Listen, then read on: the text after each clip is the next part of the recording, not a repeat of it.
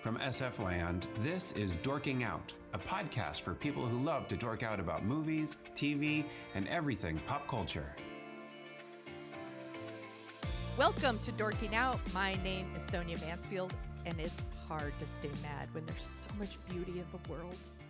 Joining me is my podcasting sister from another mister and the co-host of Dorking Out, Margo D. Hello, my friend. Hello, my friend. It is time for our annual Oscar hate watch. That's a really, I probably should think of a clever name, but I got nothing. It's basically when Margo and I watch a movie that won a bunch of Oscars and then we go, that sucked. So last year we watched Crash, and this year we are talking about 1999's American Beauty. Yeah. Ugh. I have to say, I'll say to start off, Yeah. It's a beautiful looking film. Yes. It's a Sam Mendes film. It looks gorgeous. Yes. And that holds up. Yes. The cinematography is by someone named Conrad Hall, and he's a very renowned cinematographer. I think he'd been nominated like a million times, and I think he won for this. Yes, he did, because I was going to list here. So this movie won a lot of Oscars. It won Best Picture, Best Director, Best Actor for Kevin Spacey, Best Original Screenplay. I can't comprehend that. Wow. I know. And Best Cinematography. And at the time, this was kind of an edgy pick because most of the movies that won Oscars in the 90s were kind of period pieces. You know, they were like a Braveheart or English Patient, what else? You know. Shakespeare. Shakespeare in Love. You know, that bullshit. That kind of shit. Right. It won a lot of stuff. This one was nominated against other Best Pictures. The other Best Pictures were The Sixth Sense, The Cider House Rules, The Insider, and Green Mile. Holy shit, those are really good movies. Yeah, they are really good movies. American Beauty isn't. No. No, it's not. I say. Yeah, I still really like The Sixth Sense. I think it's really crazy that was nominated for Best Picture, because it just doesn't feel like a Best Picture nominee, even though I really, really like it and I'm glad it's nominated. But if I went back to rewatch any of these, I'd probably go The Insider. The Insider really holds up. I saw that recently, and it's excellent. The Green Mile would make me cry, so I wouldn't go back to that. Cider House Rules, I'm like, that's fine. Yeah, it's people love it. Sixth Sense I really like, but I would have never gone back to American Beauty, except I'm a jerk who picked it for our Oscar hate watch. But I wanted to list some of the other movies that were maybe not nominated for Best Picture that year that were also 99. So The Matrix came out in 99, Fight Club, Being John Malkovich. Hello, we're all still talking about Being John Malkovich. Magnolia, Election, The Talented Mr. Ripley, The Virgin Suicides, Summer of Sam, Three Kings, and then I wrote some comedies here. Bowfinger. That movie's funny as shit. If you haven't seen Bowfinger, see it. Office Space, Galaxy Quest, all of not that. Oh my God! None of those would be nominated, of course, because we don't nominate comedies apparently. But they're really great movies, and yet American Beauty won a lot of stuff. Well, and also as a DreamWorks film. Yes. So it sort of went against the tide because it wasn't a Miramax movie. Yeah, that's the other. So I guess it was the year before there was kind of this big battle, right, between Miramax and DreamWorks. DreamWorks had Saving Private Ryan, and Miramax had Shakespeare in Love.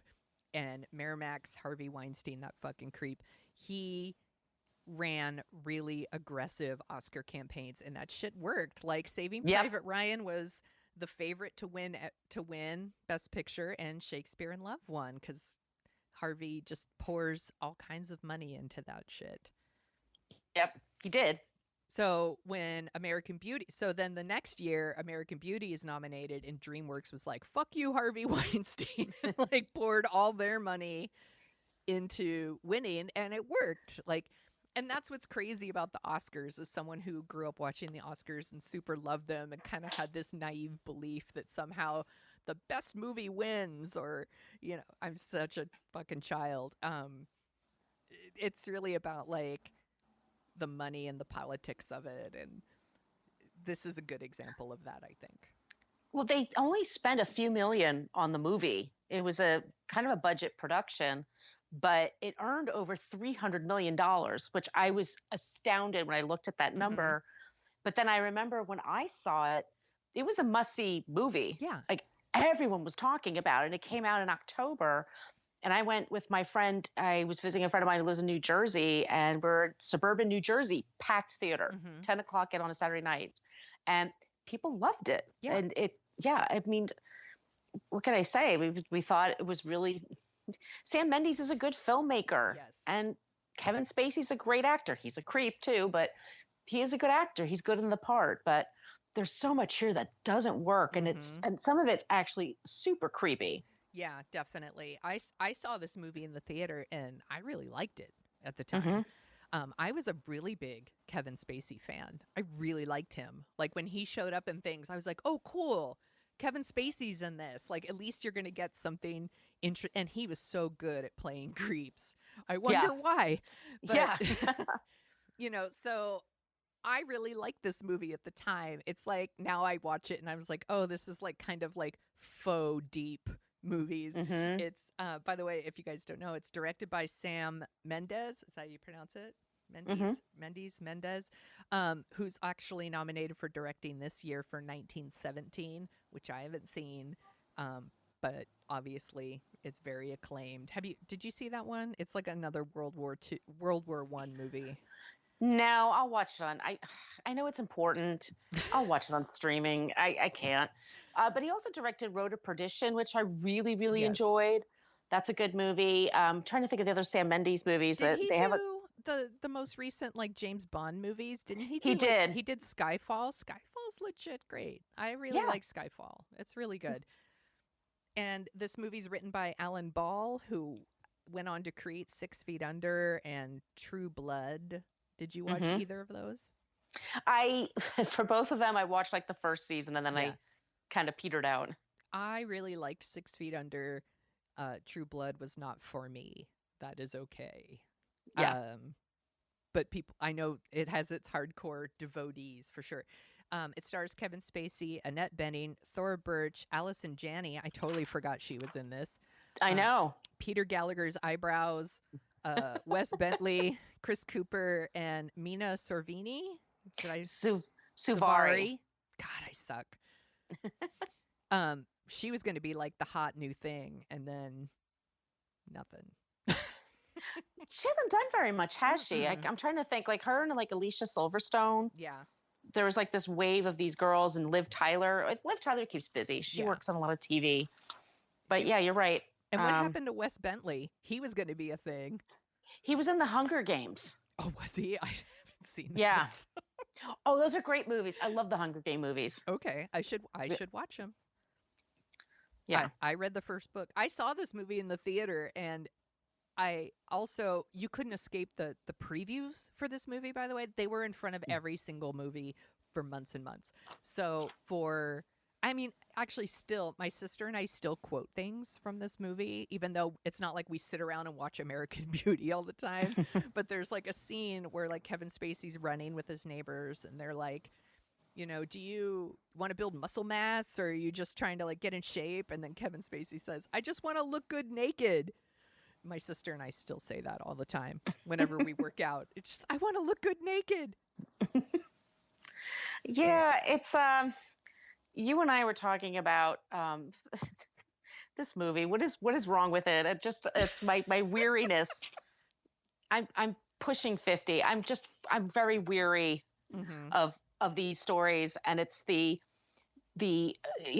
white male that's just like, man, I'm in my 40s and I don't like my life. And okay, that's a valid thing. Yes. But you're also a very privileged person. You know, you live a really great life and you have a nice wife and you have a great kid, beautiful house. And we're supposed to see these things as traps. Yes. For this poor man. Yeah. What is his talent, by the way? What is he good at? What is he supposed to be doing? I don't know what it is either.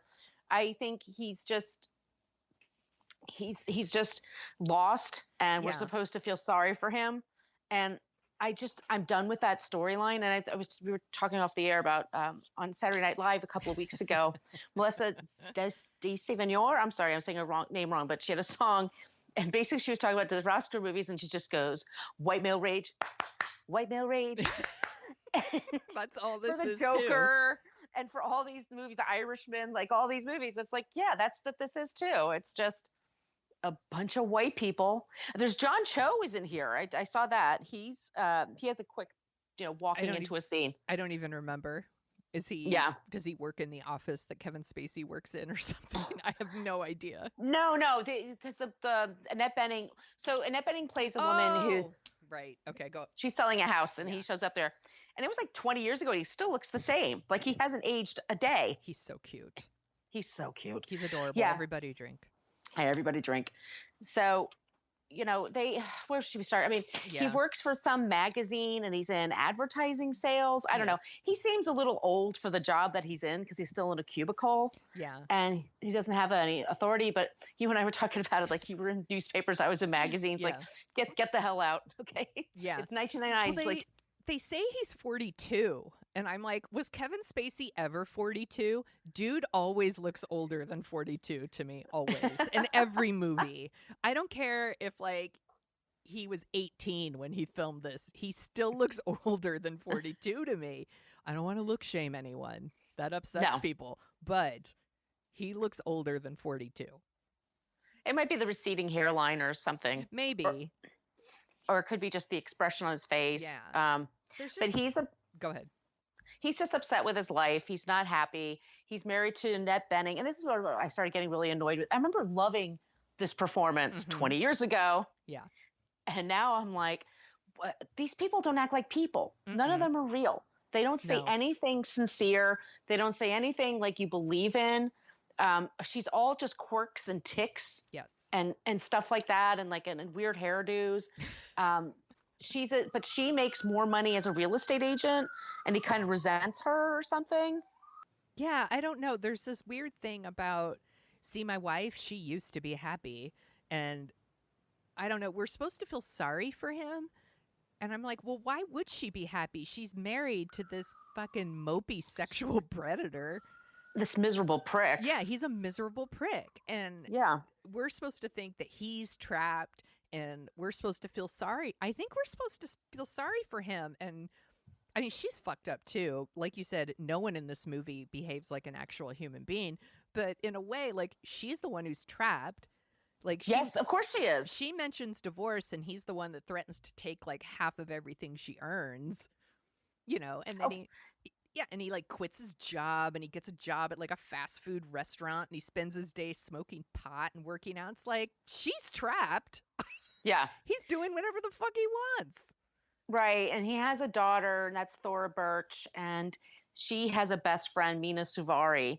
And he has a crush on her. And it's like very Lolita-ish. Yes. Which that's a trope I'm really tired of. Mm-hmm. And we were talking about the Roger Ebert review. Can we talk about that? Yes.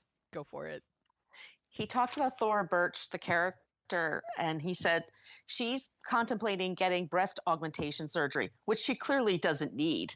But blah, blah, blah. Like, why? She's 17 years old. Why are you talking about her titties? I mean, don't do that. Yeah. But also, she's topless in this movie. She was a teenager when she filmed it. She had to get permission from her parents. And I'm like, why? Why would they even sign off on this? It's super unnecessary. You don't need it. Because her dad is her manager, and I think he's still her manager. But here's the thing. He used to be in porn films in the 70s. Oh. Mm-hmm. So he's just a bit of a sketch character. I wanted to mention something else Roger Ebert wrote in his review. That he wrote, and this is right from the review. Is it wrong for a man in his 40s to lust after a teenage girl? Any honest man understands what a complicated question this is.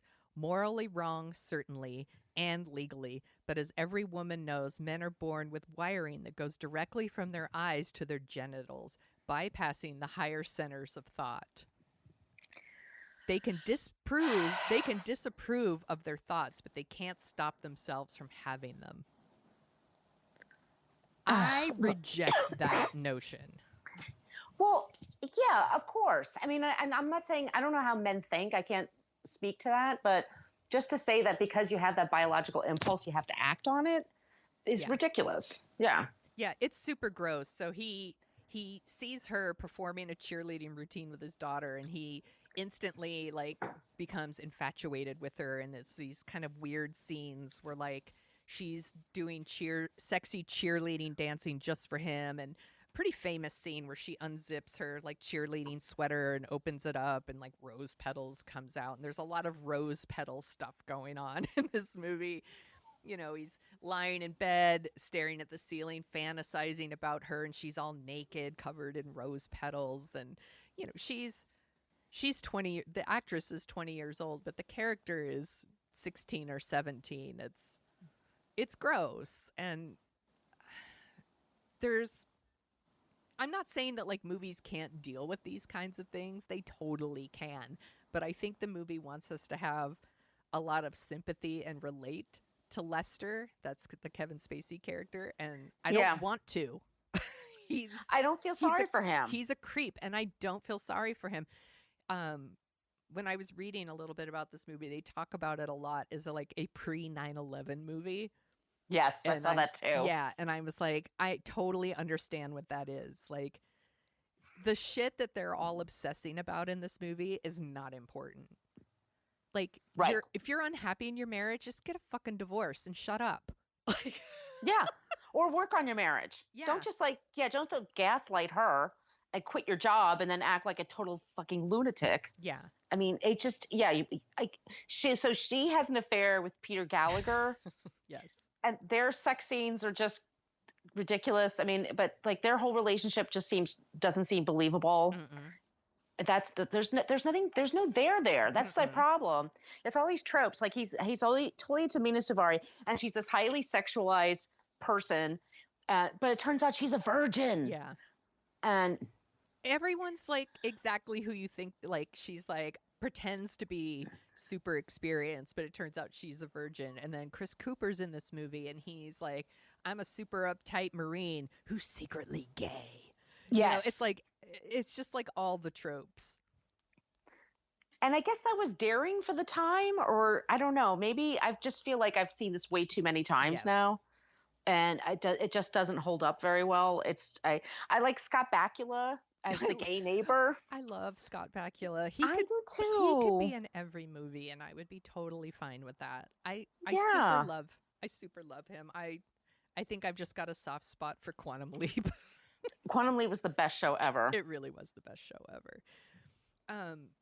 The Kevin Spacey character, so the parents, Carolyn and Lester, are terrible parents. They are so awful to Thora Birch. They dump all their problems on her. There's no shielding her from like their problems. They just dump them all over her. So, you know, she's like hiding in her room to like get away from them. And then we've got creepy Wes Bentley living next door who's like videotaping her without her knowledge, which is gross as well. Yeah, it's creepy. And then she is okay with it. Yeah. And then she gives him but he's also a pot dealer, weed dealer, sorry. Yeah. And so he sells to Kevin Spacey. So they have like a bromance kind of thing going on. Okay, so that scene is super weird too, because there's a whole thing where like Kevin Spacey and Annette Bening go to like a real estate party for her work or whatever, and Wes Bentley's working there with the catering company as a waiter and asks Kevin Spacey if he wants to go out and smoke pot. And I'm like, do 17, 18-year-olds ask adults to smoke pot with them? I feel like that's not a real thing that would happen. No. And then actually there's like 3 things in the movie that made me laugh. And one of the things that made me laugh was in that scene where Annette Bening tells Kevin Spacey to stop being weird. And he's like, okay, honey, I'll stop being weird. I'll be whatever you want me to be. And then like kisses her, and it's really weird and gross. And that kind of made me laugh. What about the part where he's in bed masturbating? Yeah. And then she's freaking out And they're having that whole, and she's like, I'm frustrated too. He goes, well, I'm right here. And we're all supposed to like root for him. But I'm like, ugh, I wouldn't want to, no. Yeah. You're really turning her on with your masturbating while she's sleeping. Right. That's a great move. So hot. Try it, husbands. Your wife will love it. Well, he's such a creep. Yeah. He's such a creep. He's an asshole. And I get tired of him. I'm tired of his whining and his belly aching. Mm-hmm. And it's just, I don't root for him. Mm-mm. And I don't care. Like, in the very end, like spoiler, he says at the top of the movie he's going to be dead in a year. So that isn't a spoiler. So he's going to die, but you can't figure out quite what's going to happen. And then he kisses the Chris Cooper character, mm-hmm. and then like briefly, and then he has a gay panic, and then he shoots and kills him. Yeah.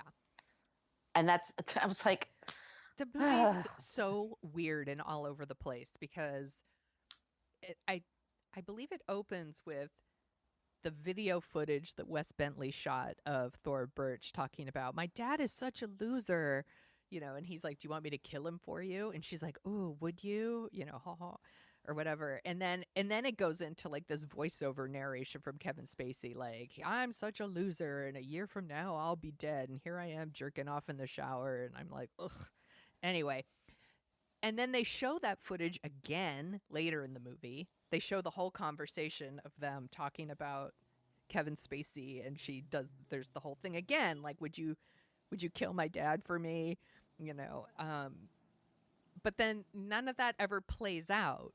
No. Like, I know that there was like an alternate ending where like they were going to get convicted of murdering Lester because of that video, but it doesn't happen.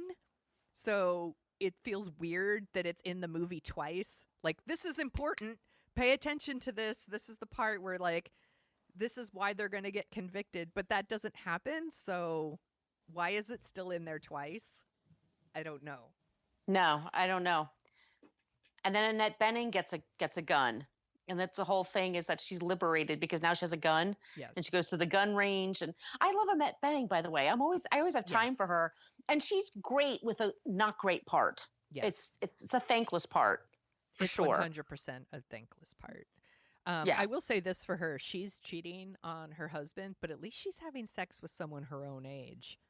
Exactly. Lester is a grown-ass man who's fantasizing about being a child molester. Yeah. It's disgusting.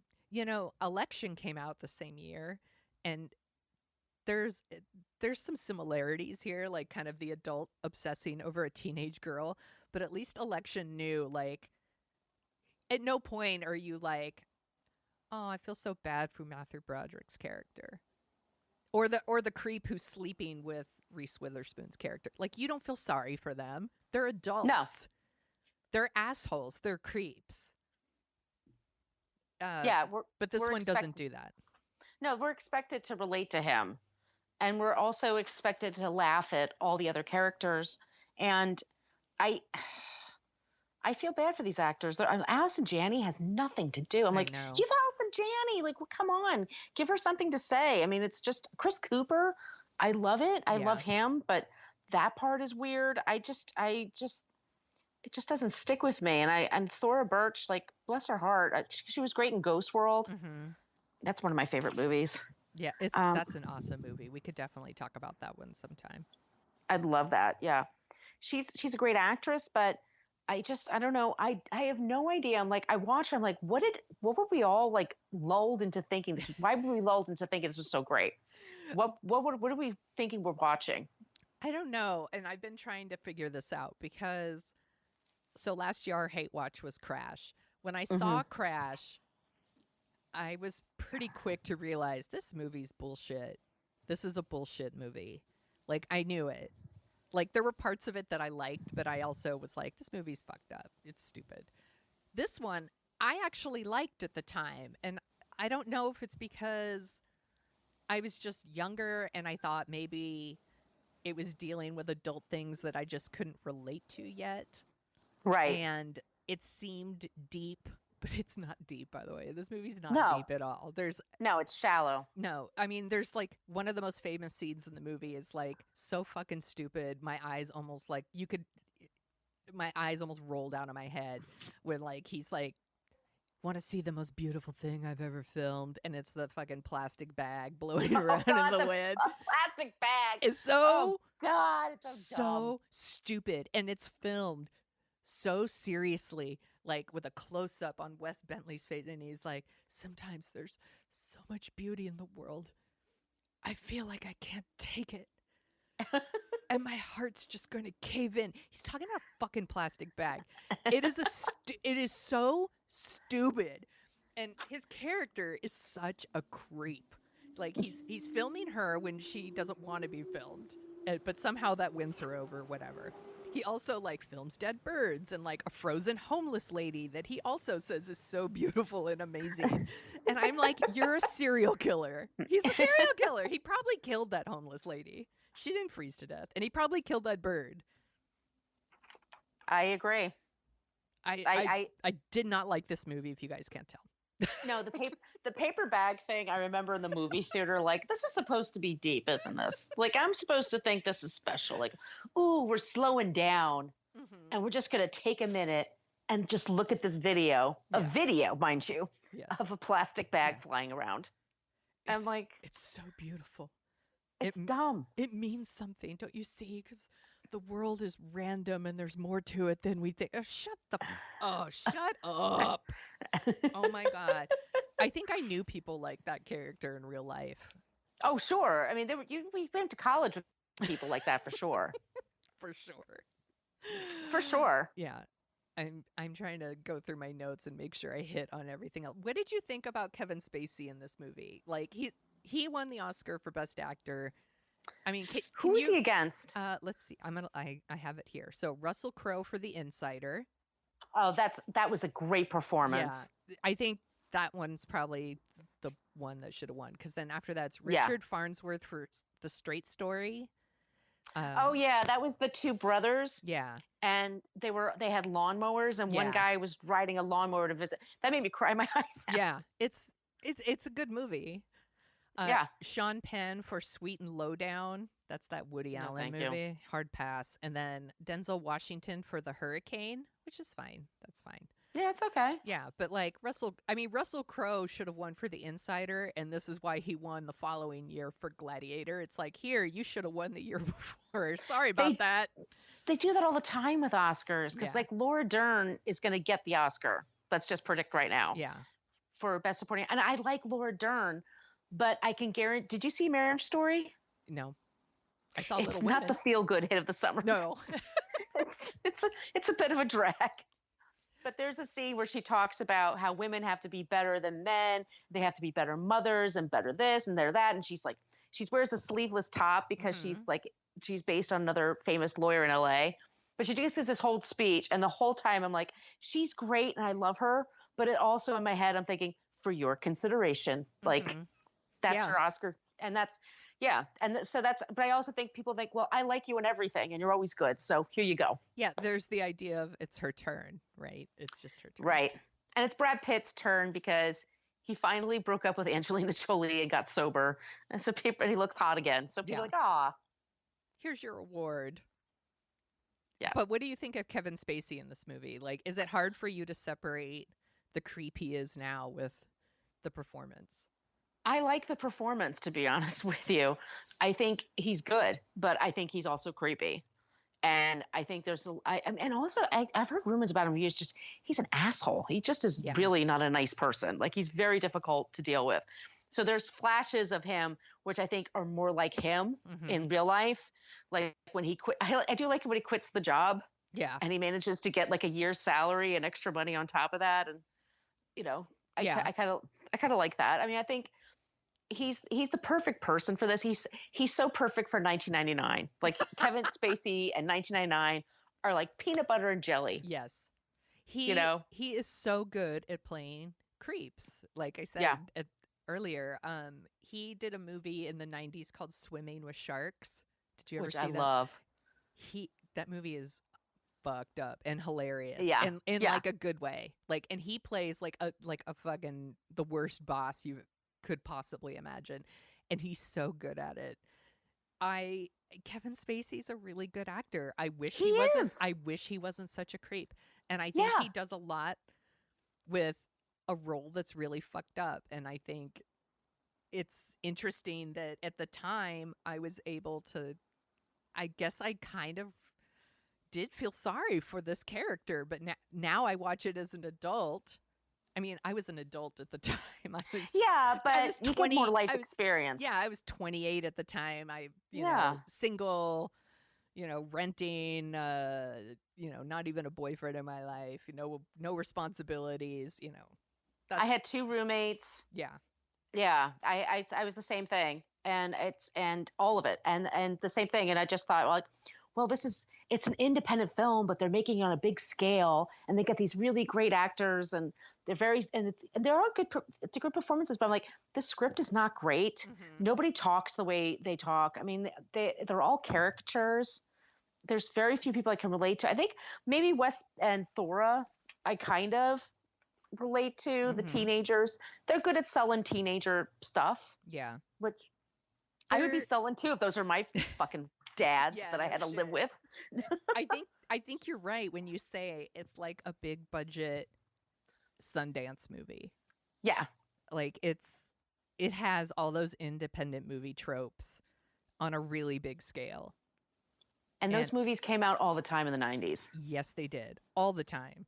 And yeah, nobody behaves like an actual human being. They all behave No. like indie movie characters. Actually, I thought the character that I thought felt the most real to me was the Mena Suvari character. Just in that, I think it is really realistic, the idea of the teenage girl who pretends to know more than she does. Yeah. She's pretty smart about, she knows the power that her looks have on men. But then the part that I thought was the most real was when she almost has sex with Kevin Spacey's character, and then she cries and she says, "I feel so stupid." Yeah. And I'm like, oh my God, how many times, not that I've like so many times almost had sex with Kevin Spacey, but like, but I'm like, how many times have you do something like a little bit out of your comfort zone and it doesn't go right, and then like you cry and say, "I feel so stupid." Well, yeah, especially when you're a kid. And she's Yeah. a kid, by the way. We Yeah. should remember that. It's like, why do we have her topless? Yes. I mean, stuff like that I'm much more sensitive to now. Like, especially, like I said, Thora Birch was 17. Like, did they Mhm. really have to do that? No, I- because it wasn't doesn't even necessary. make sense. No. There's like a whole thing where like, so they're neighbors, and he's always filming in her, like across the alleyway between their apartments or their houses, I mean. And what happens? Why does he do that? Like, is it that Annette Bening comes in there? Does she hit her? She slap her? I don't remember that. She gets into an argument with her mother, and then her mom slaps her or something, and then she turns to the window and Wes Bentley's there like filming, and then she takes her shirt off. And I'm like, why? Why does she take her shirt off? Because she's emotionally vulnerable. They could convey that in a lot of other ways. A lot of other ways. I know. I was just like, are we kidding me here? And then I just, and then 5 seconds later, Chris Cooper comes in and kicks Wes Bentley's ass for like opening a cabinet and showing Thora Birch's Nazi China. Which is a line I never thought I would say. he's also a Nazi. Yeah. I mean, on top of everything, Yeah. he's a Nazi, and Yeah. he's a very angry, closeted gay man. Yeah, stay away from my Nazi China. These people are such assholes. They all are, except for Scott Bakula That's right. He's the nicest neighbor ever. and his husband. Mm-hmm. Jim and Yeah. Jim. Yeah. By the way, I had my neighbors next door, or an older gay couple, I should say, and they were Bob and Bob. I had Aw. 2 Bobs, but one of the Bobs passed away. so sad. I'm sorry. But, it was a couple years ago. But so when the Jim and Jim showed up, I was like, oh, it's like Bob and Bob. It's like the Bobs. We call them the Bobs. What else should we talk about? Oh, then there's like an almost comical misunderstanding at the end that results in murder. I'm like, what the fuck is this movie?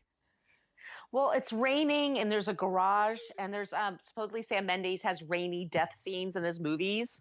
That's his jam, huh? That's his jam. Windows and death scenes in rain and looking in the rearview mirror of a car, that kind of stuff. But you think it's Annette Bening that's going to shoot him, but it turns out it's Chris Cooper. Yes. Like we said, who was in a gay panic, and that's why he shoots him. And he does it because he thinks, for some reason, Kevin Spacey's character is sleeping with his son. Oh, right. He thinks he's giving him a blowjob or something. Yeah. He like misinterprets the way he's looking at, because Kevin Spacey's working out in his garage, and he's lying back on the bench or something like that. And Wes comes in and he thinks he's watching them a sex act or something. So of course he has to kill him. Yeah. But that's hilarious. Like, it's just like, oh my God, this movie's so stupid. It's so stupid. So then Chris Cooper comes in and kills him. And then, we see like everybody's reaction as they hear gunshots. And then Ricky, so Ricky, that's the Wes Bentley character, and Thora Birch, they come downstairs and she's like, oh my God, because she knows, her dad's been shot. And Wes Bentley gets down on the level and looks at Kevin Spacey's face and he almost smiles when he's totally into the moment. Yeah. And I'm like, dude, he's looking at a paper bag. Yeah. It's like a plastic bag or something. This was almost the most beautiful thing I'd ever seen until I saw that paper bag. Maybe don't smile. Your girlfriend's father was just murdered. Keep yourself in check, dude. Nobody behaves like a human. No. I hated this movie. I was not. It's really dumb. It's really dumb. It's insulting. It's masking itself as being cool and making a bigger statement, and it's an art house film that somehow got really popular, and we all kind of bought into it because we all liked Kevin Spacey. Yeah. God damn it, Kevin Spacey. Yeah, it turned out he's a total shithead. You asshole. How could you do this to us? This is all about me. Me. I read that Kirsten Dunst was offered the role. And she was like, no way am I making out with Kevin Spacey. Exactly. I have the quote here. It says, I was only 15 then, and I didn't want to kiss Kevin Spacey or be seen lying naked in those rose petals. Smart. Kirsten Dunst. She is smart. You are fucking smart. Instead, she made movies like Dick and The Virgin Suicides, and those are legit great. So good choice, Kirsten Dunst.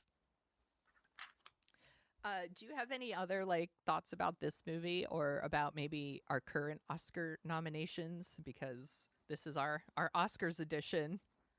Yeah. So what do we think is what are the movies that are up for Best Picture? I'm gonna pull up the list right now. So we know Joker is nominated. Yep. Which I haven't seen, but you saw it. I saw it. It's okay. It's a bit of a bummer, and I found it a little exhausting. Yeah. And if you're in a bad mood, don't watch this movie. Yeah. You texted me and you were like, "It's not for you." And I was like, "Cool, thanks for the heads up." Saved you 2.5 hours. Yes. Yeah. I'm like, I was pretty sure it was not for me, and you confirmed that for me. Ford versus Ferrari. I haven't seen that. I saw The Irishman. Yep. I'm like, sure. I haven't seen Jojo Rabbit, even though I really want to. It's just same here. I bet it's really great. I really like his other movies too. So seems like a missed opportunity for me. I saw Little Women, which I loved. I have not seen A Marriage Story, which you have. Yeah, not the feel-good hit of the summer. No. 1917. That's probably going to be the one that wins, right? I think that's got the opportunity. I think it's one of the ones that's because it's filmed in one take, or it looks like it's filmed in one take. So it has that going forward. It's a war picture. Those usually do really well. I think it's going to be like a late rally. I think Joker had a chance for a while, but I think there's sort of a backlash now. Yeah. to just how heavy it is and violent it is. I don't know. I'm trying to think an Oscar voter. Yeah, I think, and it's hard to get your head into the mind of an Oscar voter because seriously, what the fuck are they even thinking? Oh. By the way, the other movies are Once Upon a Time in Hollywood, which is great, Mm-hmm. and Parasite, which is also really good. I saw that. I'm gonna watch that this. I'm gonna watch it this weekend. Yeah, I really, really like that one. I know that originally it was Joker was probably going to win a lot, but I imagine he's going to win.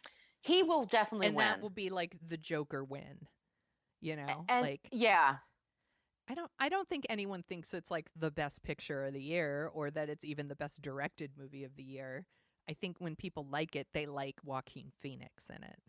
I think you're correct. And his performance is spectacular. I mean, he completely disappears into the role. So, yeah.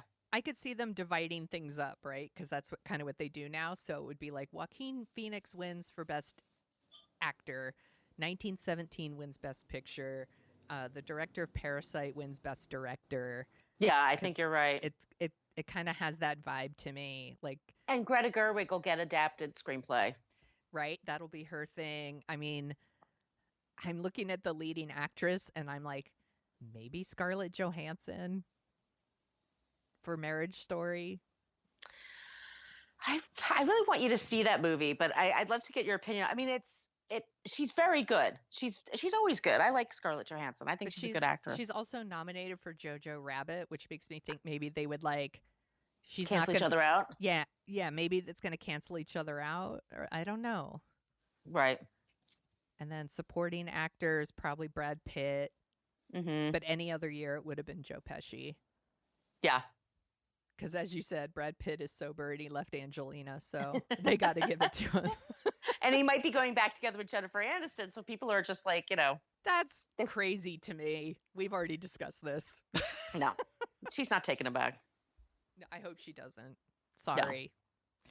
No. It would be quite the boon for Us Weekly, though.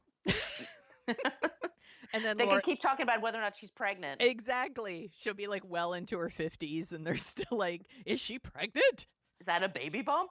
I liked it one time. She's like, no, I was on my honeymoon and I ate.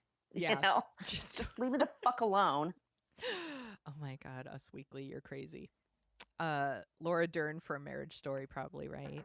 Yeah. And then I've been watching the animated features. Or I should say, I watched the one called I Lost My Body. That one's a trip. Is that with the hand? Yes. Yeah, I saw that too. It is fucking weird. Yeah, it's twisted. I'm like, I like it, but it's weird. I don't know if that can win, but I liked what I saw. And then, there's all these other categories. Where's the best song? That's what we care about. Where's best song? Elton John. Right? It's got to be Elton John. That's going to be like his thing, right? Yeah, that's gonna be because Taron Egerton should have been nominated for playing Elton John. I even if you didn't like the movie, he was great. I loved the movie. I've seen it like 3 or 4 times now, but I think he should have been nominated. See, isn't that weird? How like the guy could win last year for playing Freddie Mercury, Rami Malek, for pretty. I mean, he's good in it. He's fine, but he doesn't do his own singing or anything. He looked like Freddie Mercury. But then somebody plays Elton John and like takes the performance even farther, like does the singing, is really good in the role, and it's like you don't even get nominated. It's super weird. The Oscars are just, I mean, they're put together by people, right? It's super subjective. Yeah. There's no formula. It's super weird. Yeah. Anyway, do you want to hear, let's see. I picked some other movies from 1999 that were kind of Oscar baity. Okay. Not in a good way necessarily. Since we've done other 99 movies before, we didn't want to do the top 10 again. So here's other movies that I thought were made with the idea of we could win Oscars with these. So, Angela's Ashes. Oh, God. Oh, my God. I'm Irish. That is the most dreary book and movie. That book is just, it's great. It's brilliant, but it is so goddamn depressing. Yeah. I didn't read it. My husband read it, and he would tell me every day about what happened in the book. Oh, And I'm like, how many kids died today in the book you're reading? Like, it's such a bummer. fucking misery. Yes. I couldn't believe that he read the whole thing. Another movie, Man on the Moon. Oh God, we should talk about that sometime because Yeah. that movie's a mess. It is such It a is a mess. Big old. So it's all about Andy Kaufman, but Jim Carrey plays Andy Kaufman, Yeah. and I like Jim Carrey, but you got to rein him in a little bit. I Mhm. think there was a documentary about the making of that movie, and Jim Carrey just went fucking nuts and thought he was Andy Kaufman. I don't know. It's so funny because there's the whole thing with Joaquin Phoenix too, and the Yeah. Joker, and like kind of the idea of like being like a method actor. And I don't know, was it Robert De Niro's like, or you could just try acting, or something like yeah. that. Like there's two camps, let's say. Yeah, that movie's a big old mess. Oh, huge. The Hurricane with Denzel Washington. Mm-hmm. Girl Interrupted. Oh yeah, that's a good movie. It did win for Angelina Jolie Best Supporting Actress, but I think it was made with the idea that it was going to win Winona Ryder. Winona Ryder bought the book rights Yeah. to that book, and she produced that movie. Yeah. And the dumbest thing she ever did was hire Angelina Jolie. And all the award season, like Angelina won all of them, the SAG Yes. Award and Golden Globe, whatever. And Winona had to just sit there and smile at her from the Yeah. audience, like, Or "Oh, she good for picked, you." or she just picked the wrong role. It's like maybe you didn't pick the showy role. Right. You always play the psycho. Yeah, the psycho. That's the one with real acting. She is great in that movie, though. She is. I haven't She seen is. it in a long time, but she is really good in it. Bicentennial Man. With Oh, Robin God, that's Williams. Robin Williams, R.I.P. Yeah, that was not a good movie. Anna and the King. That's the one with Jodie Foster. Oh, God, is it about the King of Siam? It's like The King and I. It's like but not musical version. It was Awesome. Also Oscar Beatty stuff. Ride with the Devil. Did you see that? What's that? It was directed by Anne Lee, sorry. And it had Jewel in it. Do you remember this? Oh, Jewel, yes. Yeah, Okay. it was not very good. Then we already mentioned Sweet and Lowdown. It's the Woody Allen movie with Sean Penn. Fuck everyone in that. End of the Affair. Do you see Who's that in one? that? It's like Ray Fiennes and Julianne Moore. Oh my And God. it's totally like an English Patient kind of thing. You would hate it. Oh no. And then there's The Story of Us. And I believe that's Rob Reiner with Bruce George Willis. Clooney? Oh, Bruce Willis and Michelle Pfeiffer? Yes. And they get divorced? Yeah. It's like Yeah. a marriage story. Oh, God. Who wants to watch that? I don't know. People who are getting divorced, maybe? I think so, yeah. Like there's Misery and Company. Yeah. Or there's whatever. Misery's Company. Whatever that saying is. Whatever that saying is. That's what I'm talking about. So do you want to hear about some of the top songs from 99? Yes, I do. Okay. I just picked a few. La Vida Loca, Ricky Martin. You couldn't get away from that song. You still can't. They still No. play it on commercials and shit. It's everywhere. Learn to Fly by Foo Fighters. I love that song. Yeah, it's a good song. I love the Foo Fighters. Oh, they're the best. Destiny's Child, Say My Name. Mm-hmm. That's a good song. Still good. Macy Gray, I Try. God, I haven't thought about that song in forever.